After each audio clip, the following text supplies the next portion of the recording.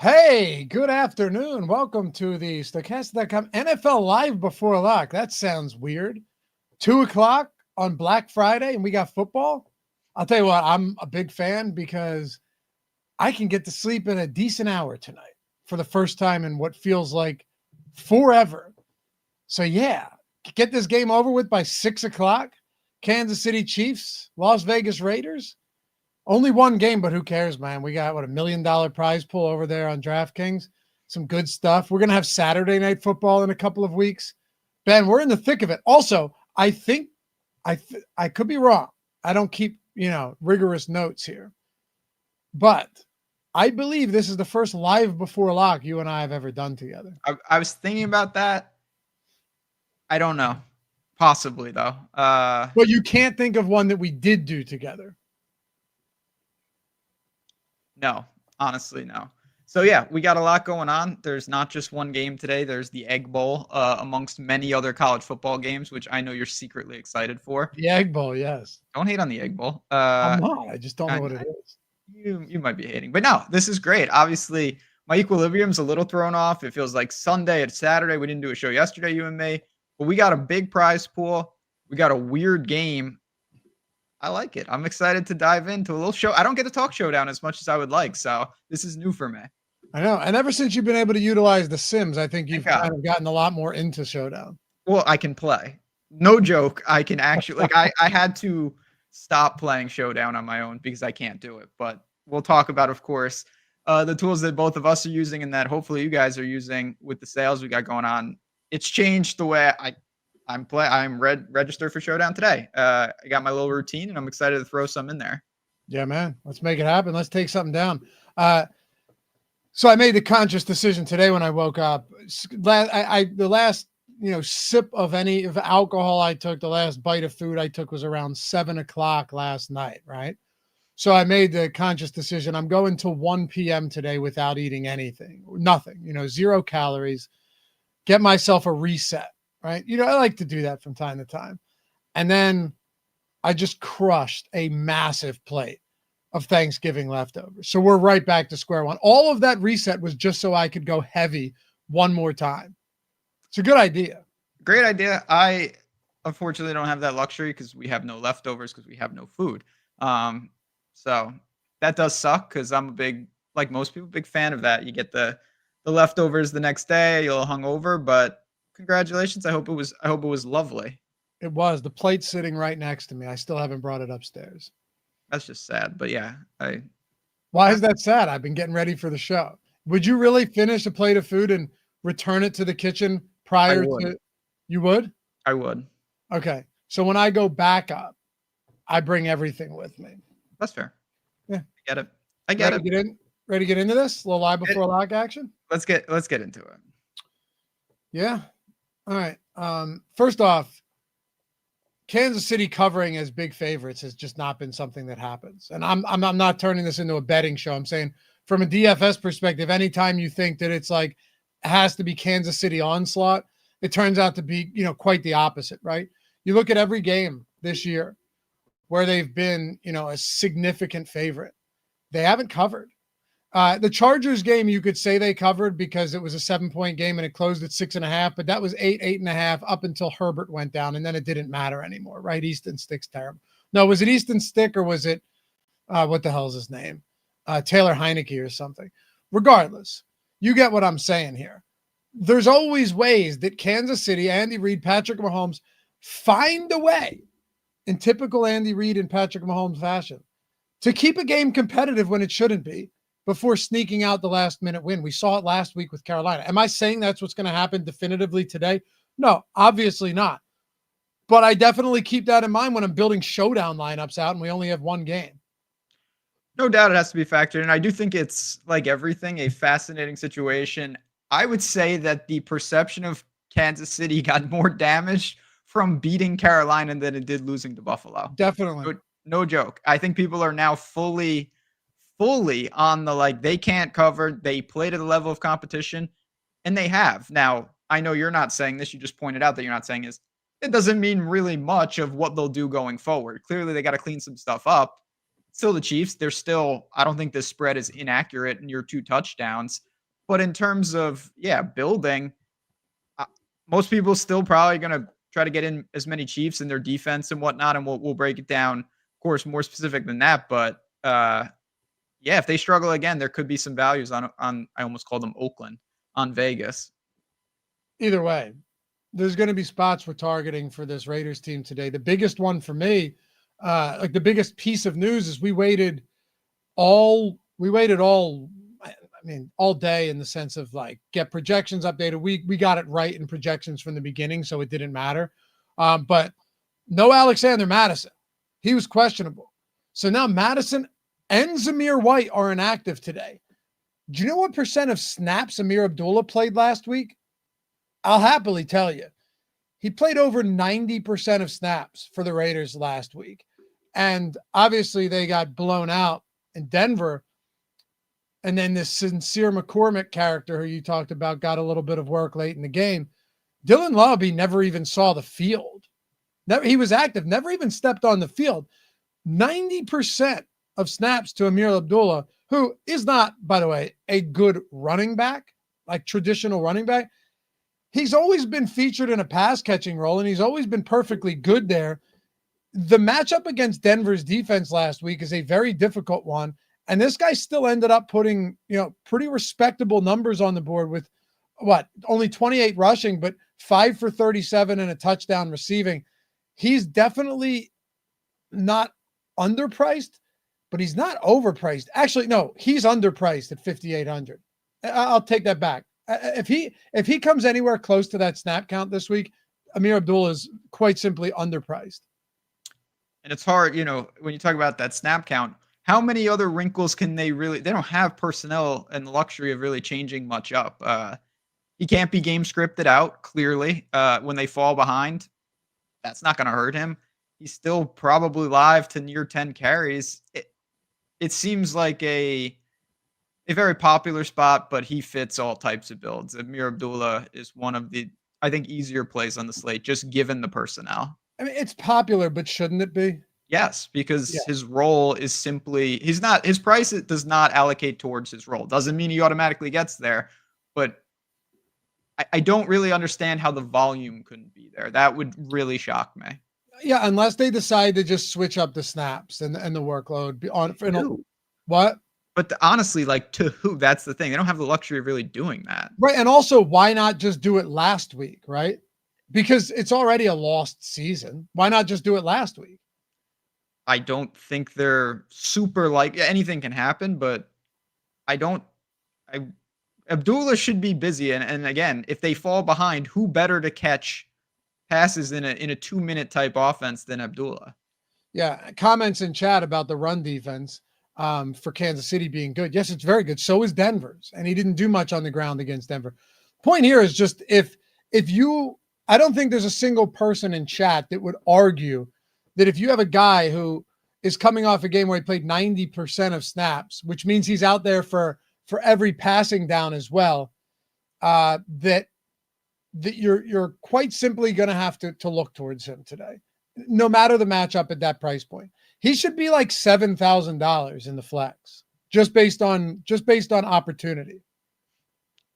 Yeah, I mean, the Chiefs' run defense, if anything, I hope deters. I doubt it'll deter a lot of people, but Abdullah, I was never going to play him because I thought he could, even against a poor run defense, that he's just going to suddenly gash them. I just don't see him as that type of player. So honestly, I don't think it's a huge deal. He's going to get there, not to. He's a very poor man's Gibbs. You know what I mean? He's gonna mix and match. It's not 20 carries for Amir Abdullah, but if you get 8 carries and 6 targets, which is what he saw last week, you can make that work here. The homeless man's Jahmyr Gibbs. Even beyond, I don't know what's next, but yeah. Or what do they call him now? Houseless? They call him that would be also homeless. Yeah. Residency impaired. I don't know. I think you just made that up, but sure. There's a more correct way that people suggest you say, I don't know what it is. It's the homeless man's Jahmyr Gibbs. Well, you're saying even worse? Yeah, I mean, that might be. I'm a big, not yesterday notwithstanding, but I really like Gibbs in life. Yeah, that was a tough one. Questions too on the other side. We're going to bounce around a little bit here. Make sure we hit on everything necessary for you guys, though. And we'll do it before, 2:55.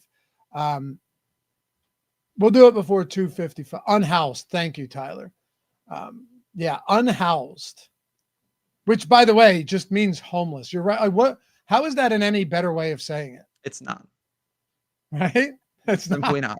Because if someone said that to me, I would say, oh, like homeless, and they would say, yep, exactly. And then we'd move on. Home, and then you'd add something to the end of home to make it without a home, and then just flipped it and put it at the beginning of home. Yes. That doesn't make any sense. Correct. People are asking questions about the Hunt and Pacheco breakdown. Great question. And I wish I could tell you. Here's the thing. You're Andy Reid's never going to give you a straight answer.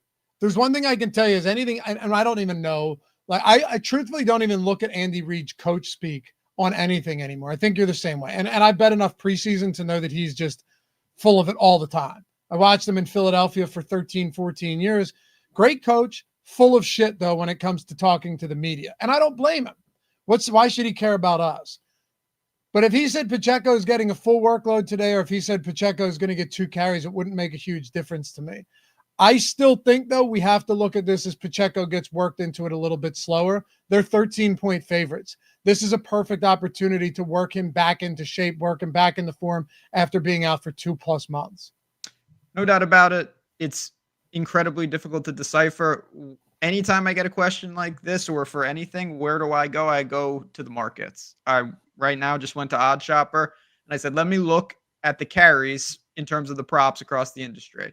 And Kareem Hunt is sitting at 12.5 on every book. The juice is pretty negligible, pretty concise. Pacheco's sitting at 9.5, and it is juiced to the over. A couple books have moved to flat 10. So they are saying pretty even, with Kareem Hunt probably getting maybe a few more. Does it play to that? Who knows? But I think that's the data point you have to start with if you're building out potential touches for the Kansas City backfield. You have to. And that's, by the way, what we do with the projections as well, to use that kind of as a baseline here. And if you just look at the projections that we've got today, how far off is it really? I think we have Pacheco at like 10 fantasy points here. Both of them don't, if you look at points per dollar, they're not great because of the cannibalization. And it was an ankle. I always go to that too. I pretend to be a doctor, but I'm not actually. When it's something like that, I tend to think that there's more of an on-ramp. Like, what exactly, Kansas City, of all the teams in the league, they have the most to play for long-term. What would be the sense of getting a guy off a leg injury, a real one, back to 25 touches immediately? It just would make so little sense. I can't see it happening. I don't either. Big Top Dog said, I think I'm fading both running backs. Look, it's definitely an approach you can go with. But I'm not just blanket fading these guys either. They are still 2 touchdown favorites. And you can get there on 2 things can be true, that both of them are overpriced for their workload, and they easily could still get there with the limited touches they're going to get relative to their price. So I hate to say it like that, but it's true. I mean, you could see either of these guys have 9 carries, but if they happen to generate, look at Laporta yesterday. What do you have? 3 catches, 4 catches? Fell in the end zone twice. Now, ultimately, Jonnu boxed him out. We're not even talking about that, but you could still get there. I have trouble distinguishing who has the upper hand in that backfield. If I had to pick one of them, well, let's talk about pricing here, because this is what matters, right? Like, ultimately, if you're talking toss up with maybe slight edge towards Kareem Hunt, which I'm not sure anyone really knows there. Pacheco's price point coming in at 9,200 on DraftKings in the flex. Kareem Hunt at 9,000. So there's nothing that we can separate there. Nothing we can differentiate there either. So they're priced mostly to their props. If you wanted to argue to flip-flop Kareem Hunt and Pacheco, that's fine. Here's my argument in favor of Pacheco in a spot like this, Ben. That if he does come back and get a pretty, significant enough workload, he's just so much better than Kareem Hunt. He's definitely better, but I think it's It really is. For every positive with one of them, you can find an equally compelling negative, because I agree with that. But I also think I feel pretty strongly that Kareem Hunt is going to be the guy, if this plays to the spread, that is running out the clock late, that is getting the carries in the I fourth agree. quarter. Yep. Yep. So one guy's better. He's also coming off a broken leg. Yeah. Goody said muscle needs to be rebuilt with a broken leg. Going to take time, 60-40 or 70-30, I would guess, in Hunt's favor. Yeah, I mean, look, I would still think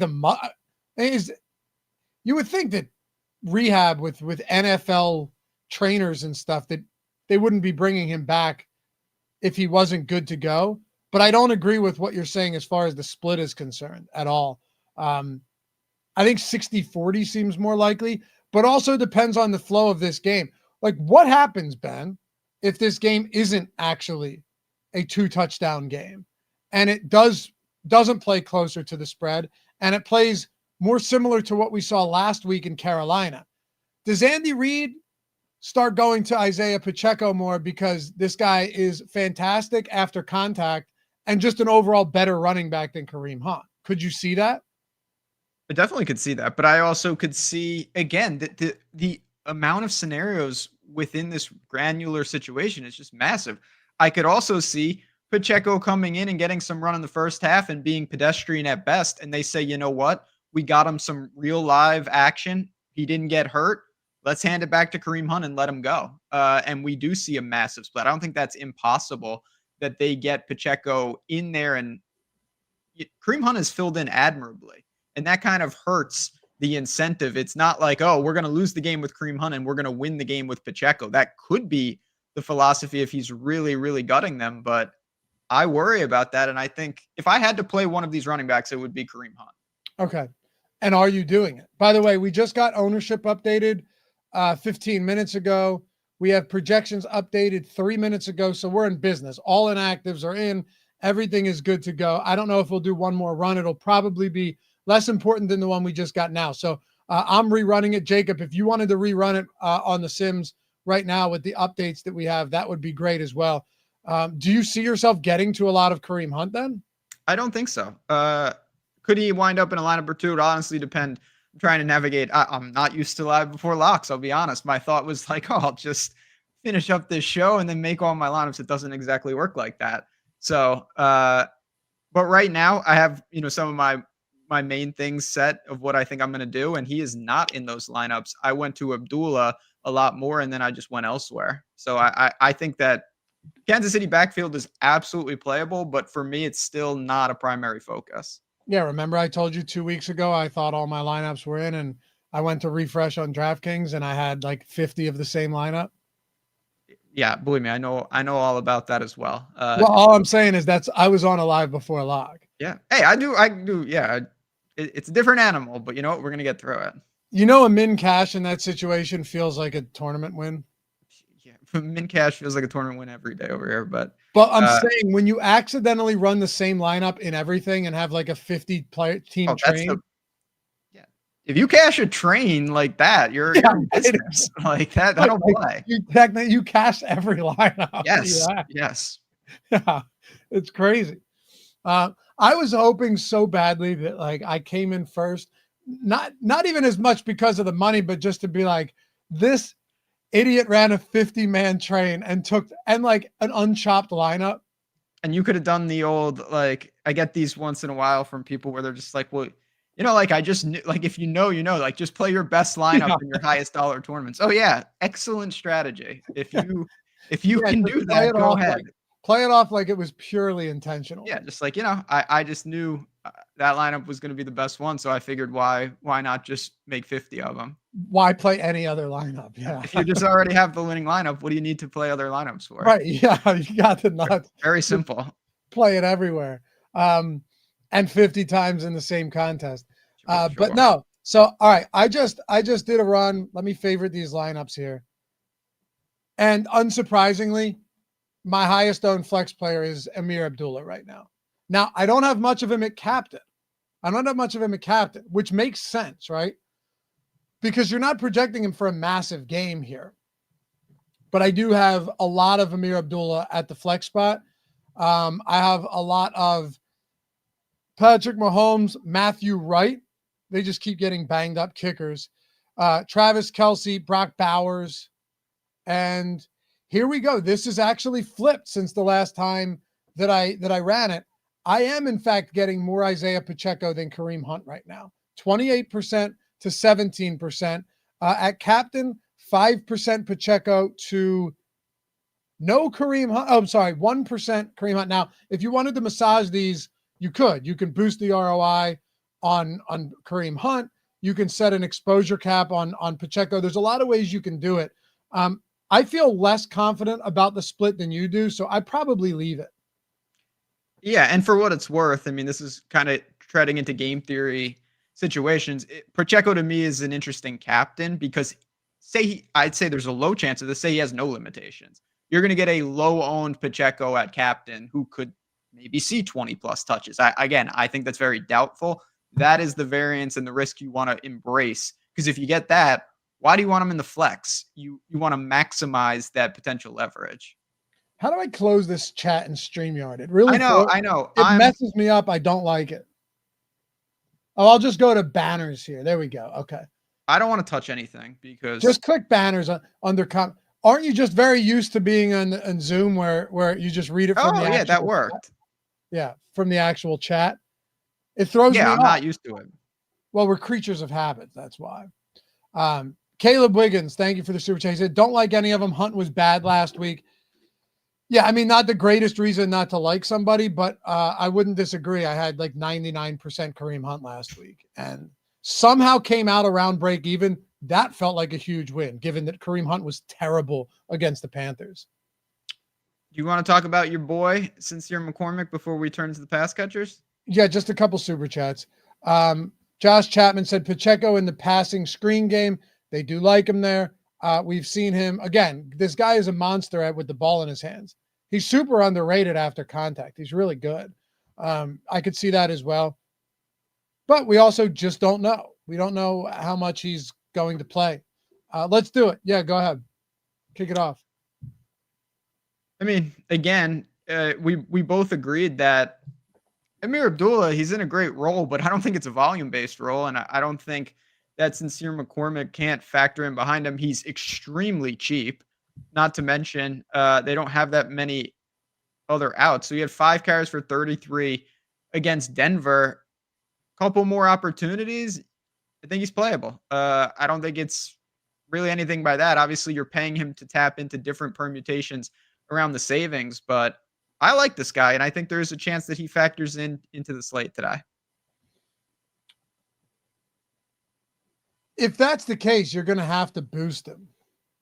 Yeah, I'm fine doing that. Again, nothing crazy. I'm just saying, like if you're using the Sims and you want to get him, right, you're probably going to what do we have the backup running back projections at for? Let's see. All right, so we have McCormick. Actually, that's not that bad. 4.4. Yeah. Dylan Lobby at 0.84. See? That's a pretty high projection for McCormick. And I don't think it's unwarranted. Okay. So what do we have? We have basically no ownership either, right? I mean, it's showdown, obviously. So like he's gonna be owned, but not real, not according to ours. What do we have? I don't have it up. We have him at 0.84% ownership. What? You think he'll be? Oh, I'm sorry, that's Dylan Lobby. My fault. Okay. We have McCormick at 17%. That sounds right. I was just saying, I think he'll be in that kind of secondary tier, but he'll garner some real ownership. I'd put him anywhere between 10 and 20, 15 and 20 yep. Makes sense. Yeah. Passing game, Brock Bowers is just so good that I'm not sure it matters who's at quarterback. He's going to get peppered, right? Similar to last year with Devontae Adams. I know that Devontae Adams had some rough games, but it wasn't necessarily due to lack of opportunities. Jacoby Myers was used, but you saw those 20 target games for Adams, whether it was, Aiden O'Connell, whoever at quarterback. I think Bowers is not that specific target share, not that insane, but he's starting to reach that territory now where you're just expecting double-digit targets each week for him. Yeah, he's unstoppable. The volume is going to be there. You can look at the games that O'Connell played a role in, and it further cements it. He seemed more than happy to lean on his alpha tight end. So it's never an easy matchup. Obviously, defenses know you take away this guy and you take away one of like the 2 or 3 even remotely problematic Raiders. But it's not that simple. If you're going to tell me he's going to see more double-digit targets in a game script where clearly they should be trailing, Bowers is just a great player and a great play. I just threw some mass entry bets in on Portfolio EV. You're going to love this. We did the strategy show this morning, and before the show even started, I'm reading these comments, and it's everybody being like, I just signed up for the 75% off Portfolio EV. I'm up 1,200 in 4 days. I'm up 600 in my first 2 days. CG's like, I started with $25 on BetMGM. I have $400 in my account now. It has been like, I was thinking about this as I was making my leftovers today, to be like, if you knew someone that was struggling, you're like, listen, do you want to make some additional money? Like it's not like DFS in the sense where you have to bink. It's like, if you do this right, you're actually just making money. Steady gains. That's the whole concept behind it. You'll appreciate this. After because we eat so early, stopped over at some family friends and just chatting with some people and, some sports bettors there, and they know what I do. They watch some of the stuff and they were like, I've been seeing more, like, what are those tools about? And whatnot. And so we were chatting about it. It was actually really fun because most people, they want to know, like, who do you have in this game? Who's your first touchdown scorer? But people are getting more interested in it. And it's just, there's something to it now. When it clicks, it really clicks of like, wow, this is an automated process. So I'm in Discord all the time and seeing the hundreds of new people that have signed up in the past couple of days with the deals. It's very exciting because it can really change the way you bet. So naturally, you told him you find the sharp sports books, devig the odds. So no joke, they called you, which is a running theme around here lately. They got your name wrong, but they had seen they had seen your video, and they were like, I didn't get to watch it all. I told them to watch that. What'd they say, Louis? They were just like, they were like, who's your partner on the show? Is it Louis? I was like, yeah. Laffy, and yeah. I was like, yeah. And you were like, yeah, I saw a video of him talking about it. But yeah, so I directed him back there. Sweet. So if they don't convert, it's your fault. You screwed it up. Well, it's been a print fest, and if you ever want to join and you ever have questions, ask us. We will help you. We have all the tutorials. It'll take you 20 minutes to figure it out. Build your portfolios. Use the market-based system with the mass entry tool. Use 20 bets at a time, 100 bets within 20 minutes. And I mean like 20 minutes total where it takes you 1 minute to actually place all of those bets. I just mean hammer them as they populate. I got over 120 bets down today. It's 2:30, man. And I've worked all day.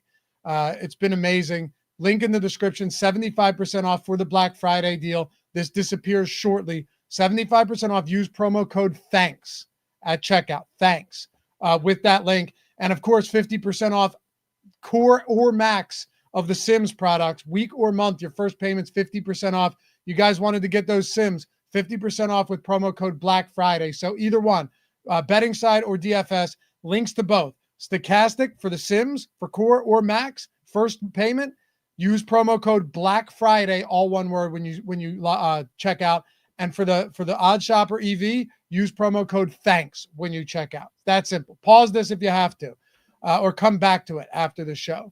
Just an awesome time with all these sports going on to be involved with this stuff, man. Just an incredible way to make money. All right, Brock Bowers. Any reason we wouldn't be looking to heavy Brock Bowers today? No. Again, he is just, it's always a balance of, to me, efficiency versus volume. And yes, they're probably going to be overmatched on several fronts. The volume more than makes up for that, and he's that talented. How about Jacoby Myers, though, on the same squad with a similar target share in a lot of these games? And I think it's kind of a similar conversation. Now, I think, it doesn't really matter. I think Bowers is kind of more of a unique, he's so good that I think he can supersede a little more, but Jacoby Myers is filled in admirably as a top end option. I mean, first of all, when you have 32 targets in the last 3 games, you got to be noticed no matter what you're doing. And that is Jacoby Myers. So it starts to be more, in my mind, how do you construct? Because if you're telling me you want Bowers and you want Myers, it becomes abundantly clear quickly you're going to probably want to actually go to the Raiders quarterback situation. And that, I think, is obviously a key to the slate. That's a good point. Are you cool with O'Connell today?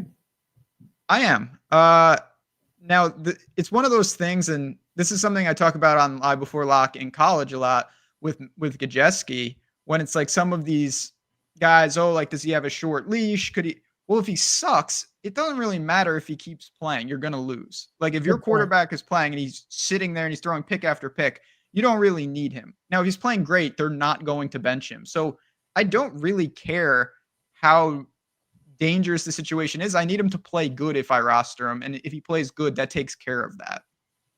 Yeah. Also, who are they going to bench him for? Yeah, I mean, that's what I mean. Like, it's Ritter is Ritter. We know what Desmond Ritter is. That's what I mean. There's no like, oh, this is a rookie that I want to see. Right. So I don't think there's that. And like you said, if he gets benched, it doesn't matter. He would have been terrible across 60 minutes anyway. Your day's over. over. No, I think Aiden O'Connell is fine if you're playing it for that. If you're playing that game script, right? Like if you're playing it thinking that maybe they can move the football, or like you said, if you have Jacoby and Brock Bowers in there, you likely want to have O'Connell. Now, what are your most common types of builds on a slate like this? Right? Is it going to be onslaughts on either direction? Is it more balanced? Is it Mahomes at captain? Because as it stands right now, like I said, I have a decent amount of Mahomes at captain. I have, a decent amount of Kelsey at captain, Brock Bowers at captain. Those type of guys right now are taking up a lot of it. Even like I said, 5-6% Pacheco. Yeah, I mean, listen, I think you can absolutely roll. There's enough value that you can make that work. This isn't really apprehensive in a cost way. Kelsey, great option. One guy we haven't talked about, I guess we might as well. Can't get him right. Bet him to score first again. What about Worthy? Because to me, Worthy's the type of guy. He's another one. I genuinely, when I think about him, I'm more like captain or pass. Because if you get it right, it might be an 80-yard touchdown. Yeah, it's always the price point on somebody like Worthy that jumps off to me. Like, what is 7,400 viable now? Like, is 7,400 good enough for us now? Because for a while he's been overpriced, like unmistakably overpriced. And when you get that big game from him, it almost certainly has to come on one big play. It's kind of situation. Again, there are certain guys like this. I wish he was more expensive. I would like him even more. So then no one would play him. Because he would just be overpriced to the point where you're just like, this is stupid. Because he's the type of guy, if he gets there, very rarely, it's always possible, there's gray areas, but more likely than not, his price isn't really going to matter. He's simply getting there. If he gets 4, you're not going to be like, thank God he was only 5,200. Like, now I'm saved. Like, you're just screwed anyway. And so with Worthy, I think he's a really interesting type of captain if you want to be against the grain. I think Mahomes and Kelsey and Bowers are more of the I'm building a very floor-esque, but I have a team that I really like that has Worthy at captain. By the way, shout out to the new entry manager in the Sims tool. Makes it easier and easier. Well, I just got everything. I just finalized my lineups, and no more copy and paste bullshit, any of that. It's just in and we're good. God, what a help that is. Incredible help. Now, I still went to lineups just to make sure we're in, and we are. All right, what lineup are you talking about? Because then I got something I want to get into too. We still got 23 minutes until this kicks off. Yeah, I mean, looking at some of these lineups for me, I don't have certainly you're going to see your fair share of 5-1s, mostly strongly on the Chiefs side, but the lineups I'm looking at are not like that. They're more down the middle. And with Worthy, I think if he has that type of game, obviously Mahomes is going to factor in. I think he factors in anyway. Then you can kind of build around it where Abdullah to me is such a stable play. And then you fill in, you have defense and kickers, and you kind of just make it work. John Prince said, you don't have to play O'Connell. He will throw to 2 guys the whole game and throw 1 touchdown. Maybe, sure. I don't But think then, anyone's saying you have to play O'Connell. What Ben's saying is that the path to playing O'Connell is if you're playing a handful of pass catchers from the Raiders. yeah, I mean, again, is there a situation where the full point PPR gets those guys 12 to 14 targets, they both get there, and O'Connell's a little middling? Sure, that's possible. But if Bowers explodes or Myers has a big game as well, your margins for him not to be factored in are lower and lower. Yeah, and Goody says Wright is second highest owned in the Sims. Not sure I agree with that. Don't know anything about him as a kicker. I'll tell you this much. I don't know anything about most kickers on these slates, and I don't care to look it up. That's such a to me a less important aspect of Showdown, Ben. It's if the price is right and they fit right in lineups, RIGHT. I'll play them. I don't care if they're historically good or bad. It's a field goal kicker. If they end up getting like 4 opportunities from 30 to 45, in all likelihood, they're going to have a decent day no matter who they are. Yeah, I don't personally, when I think about kickers, I don't think about chance of make ever. That's what I mean. Yeah. Yeah, it's price, but really what it comes down to is the way that lineups build. Like some of these Showdown slates, the Sims are going to jam them because they make for the best value. Oh yeah, I mean, listen, kickers are the great equalizer. They're a great wild card. Obviously, they stifle touchdown equity. You get that, and Kansas City is one of the tougher field goal teams, similar to Detroit, where they won't be afraid to pass up on some of your opportunities. But even yesterday, we saw Bates for the Lions. Like sometimes you just get stuck in the wrong spot, and I don't think it's supposed to be anything more than manageable weather in Kansas City today. Goody said, Dave, with the way kickers are factored in the showdowns this year, I'm surprised to hear you say that. Now, you might be misunderstanding me. What I'm saying is even good kickers can miss kicks. Like Jake Elliott, the one game. Jake's been one of the most consistent kickers in the league. He missed an extra point. I think he missed 2 field goals in the same game. It's not about, like you said, likelihood of make percent, like whatever. That's what I mean. It's not that I won't play kickers. I'll jam kickers if that's what the projections and the tools and the edge is showing. I just don't care as much about who the kicker actually is. Hey, let's talk about Noah Gray for a second. Because, hold on. You know how many touchdowns he has over the last 2 games? Yeah, like 9. I would know because because I keep getting to Kelsey and it keeps going to Gray. Correct. And sometimes because they're both white and they both start with 8. So why are you raising your eyebrows? I'm saying they look the same from when you can only see one side. Don't raise your eyebrows like I'm making some controversial statement. Mm-hmm. Mm-hmm. If Noah Gray was black, at no point would I think that it might have been Travis Kelsey who called. Tell that to the announcers in the Cleveland game. They confused Njoku and Harrison Bryant or whoever the hell it was. Those guys. Well, it was also a whiteout. Yeah, well, that's true. It was snowing, but yeah. Noah Gray, the number one thing. Did you not think at least one of those 4 touchdowns that as it's coming across the screen, you see the 8 and the hands go up and a bigger body pass catcher, and you're like, oh, nice, Kelsey. Oh, that's a fucking 3. That's the worst. It is truly the worst, but he's run 50 routes over the last 2 games. I think Kelsey's at like 63. He has 11. Kelsey has 11 targets over those games. Noah Gray has 9. They're definitely not on the same level, but Noah Gray's always actually been a pretty decent pass catcher. Are they just deciding to use him more?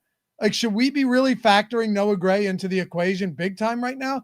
Or is he, because obviously he's running hot. He's not going to close out the season with 2 touchdowns a game.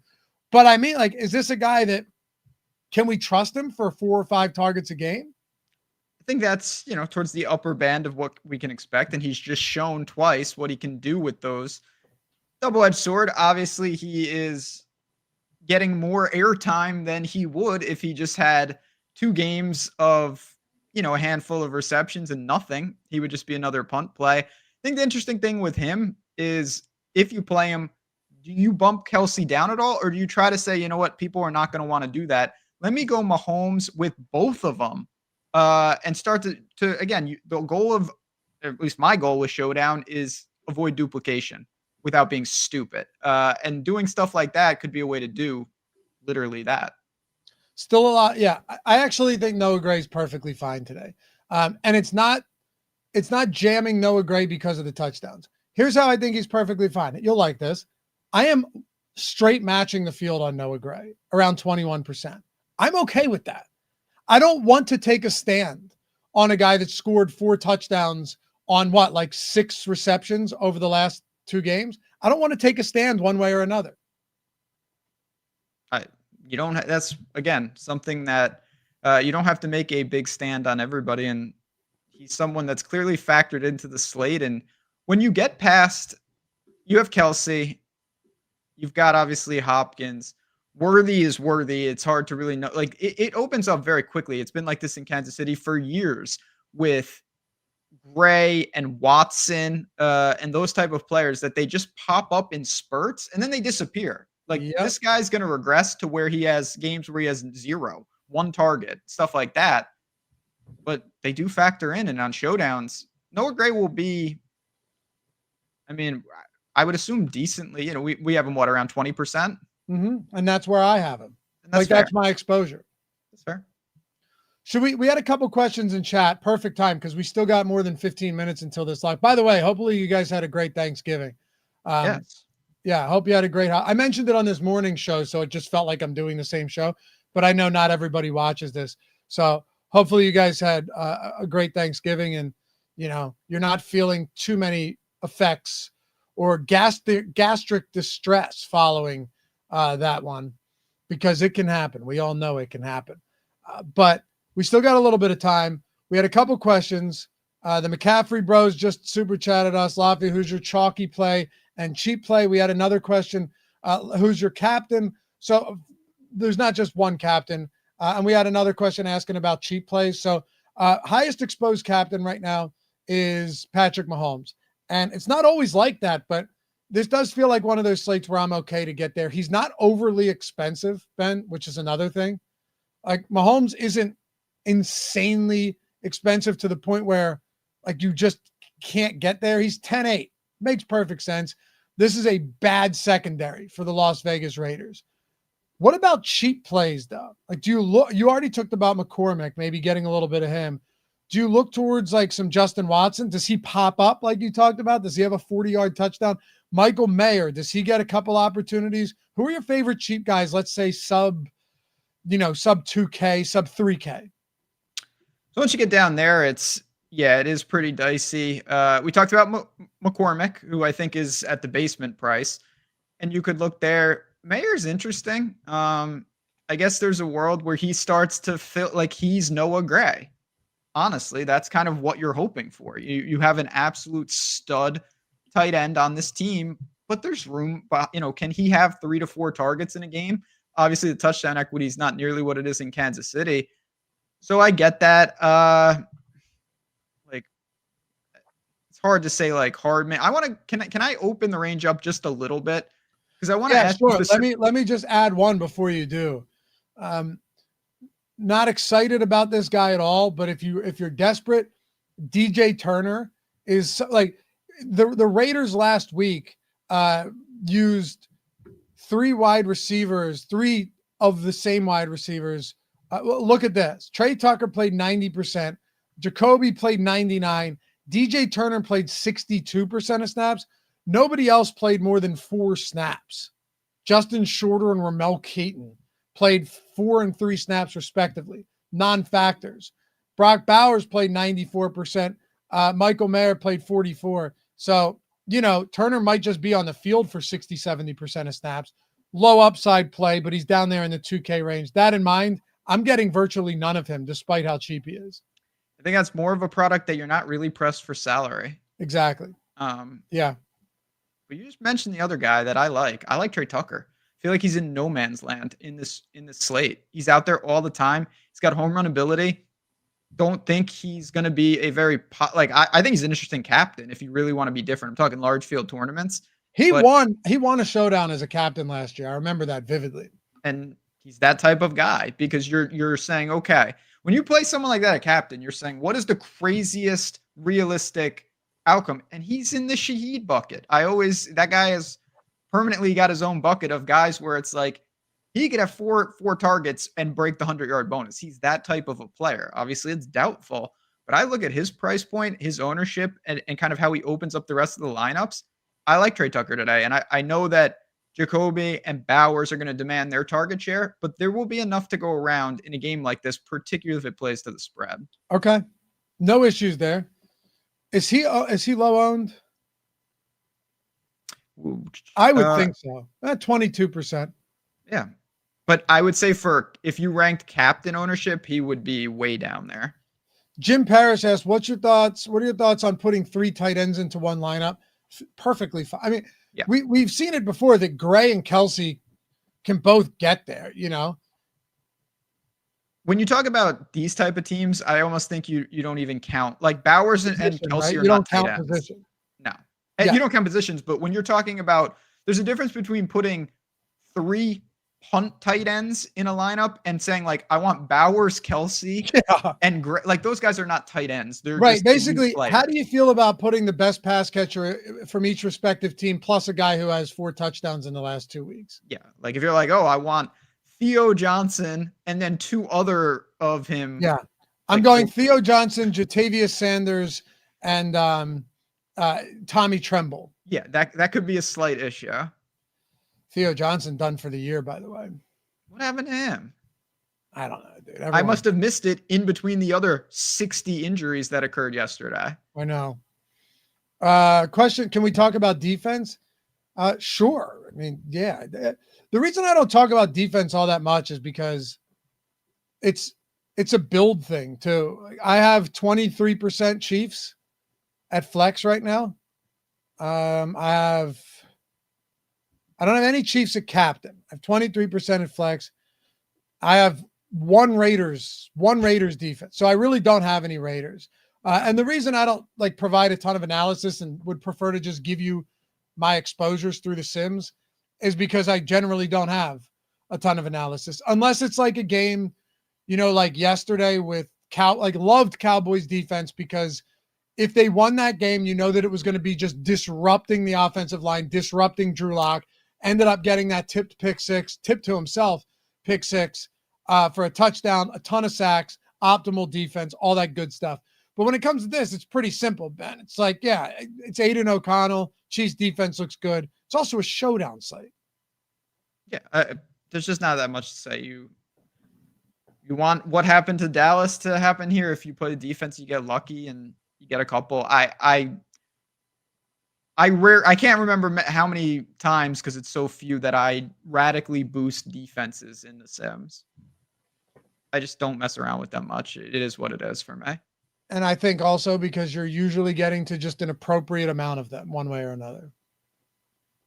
That's what I mean. It's just like I'm very comfortable about that. In terms of O'Connell on FanDuel, we had a couple people mention that because his price is just simply wrong over there. Yeah, he's going to be extremely popular, and he's a great play for sure. I'm not sure what else there really is to say. He's flat 5. At that rate, at flat 5, you just do it. Yep. Significantly better play than on DraftKings, where he's actually like, you have to think about him. By the way, Ben, you'll like this. I actually have 4% Xavier Worthy at captain today. Yeah, that's what I'm talking about. 4% more than I thought I would get. 27% at flex. This is the most I've had of him in a while. And it's because he's been too expensive. He simply has been too expensive. 11-1 first touchdown score. It's not, I mean, and you could get the weird rushing attempt as well. They want him.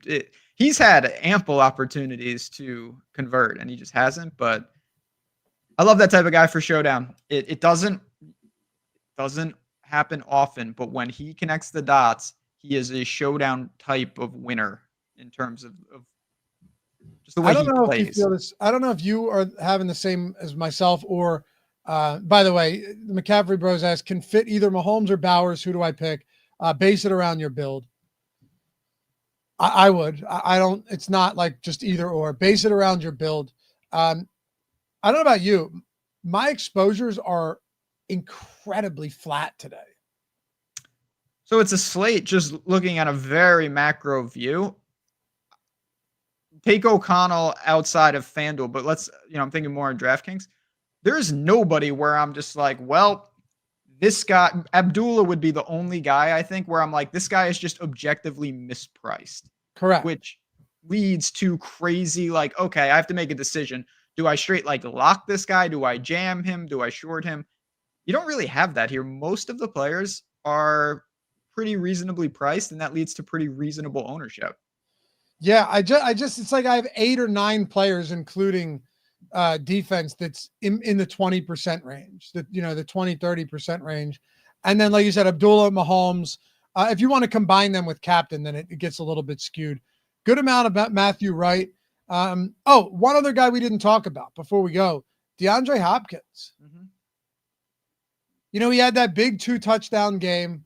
It's like, wow, here he is. And he's been deadly silent ever since. Just the product of this. I think it's a couple things. It's a product of A, the offense that he's in, and then B, the offense that he's in is not firing on all cylinders. Normally it's like, oh, well, there's plenty of touchdowns to go around. He'll get his. Not lately. Now it's still DeAndre Hopkins, and I still think he's got a lot of good football with the Chiefs in front of him. It hasn't been awful. 15 targets in 3 games since that 2-touchdown explosion. He had 1 touchdown against Carolina.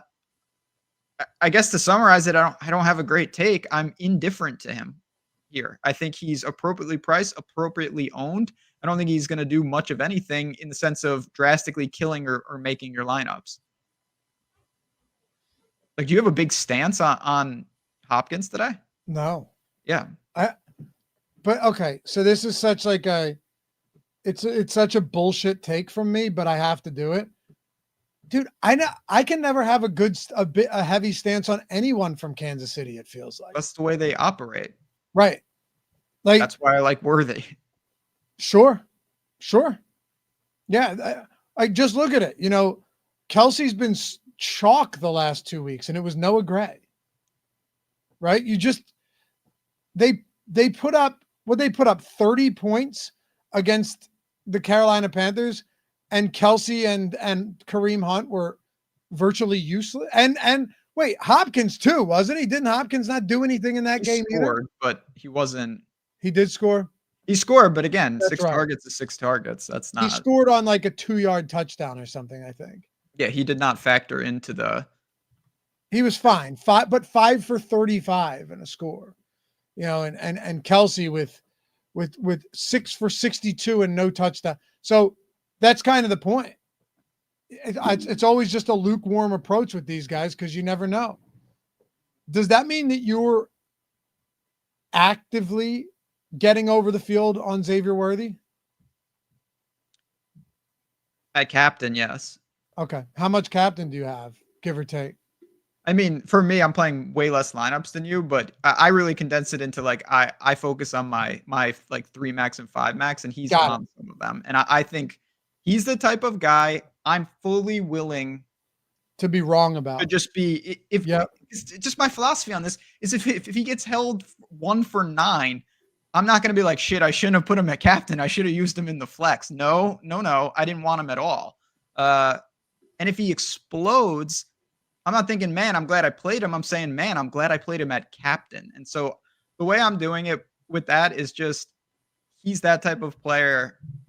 There are different builds for different tournaments. We would need a 2-hour show, and I love that stuff. We get into it on the first look a lot of like contest selection pairing with, the risk tolerance. You have to, that's why I love the Sims, where you can customize. How I build for the large lotto is a lot different than I build for like, I'm playing in, like a couple 100-mans to get tickets and stuff.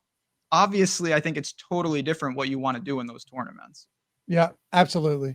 People mentioning that Hopkins low key on a snap count because of the trade with the Titans. Could be the case. Also you got to look into like what's targets per route run and all that stuff.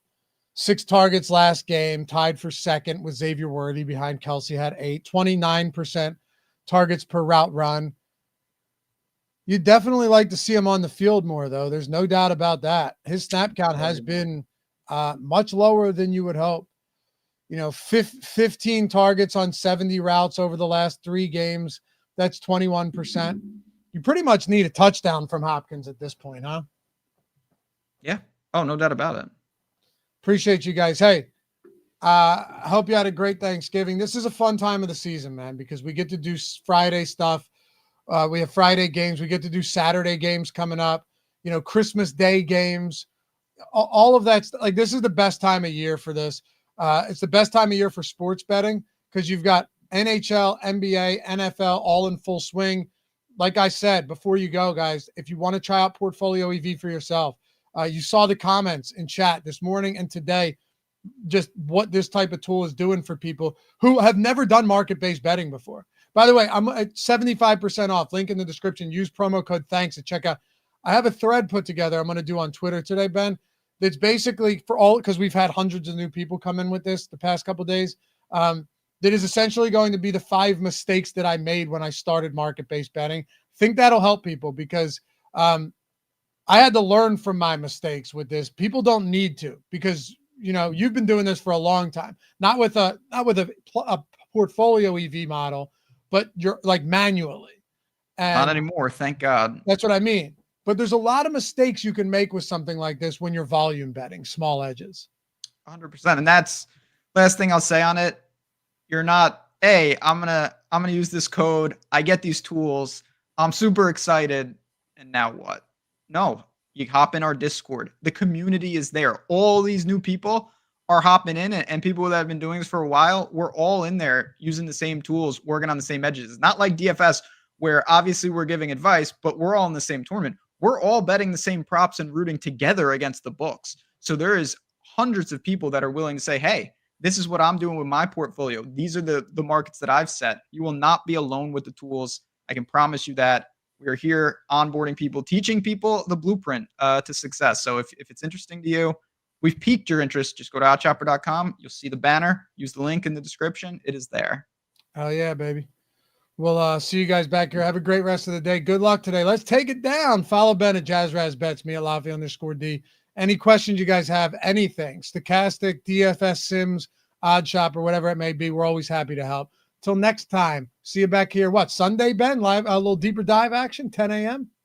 Well, we'll be, you'll see me tomorrow for a little college football action, but we'll be back better than ever, hopefully celebrating a nice Friday showdown win with the community on Sunday. Oh, yeah. Talk to you guys. Peace.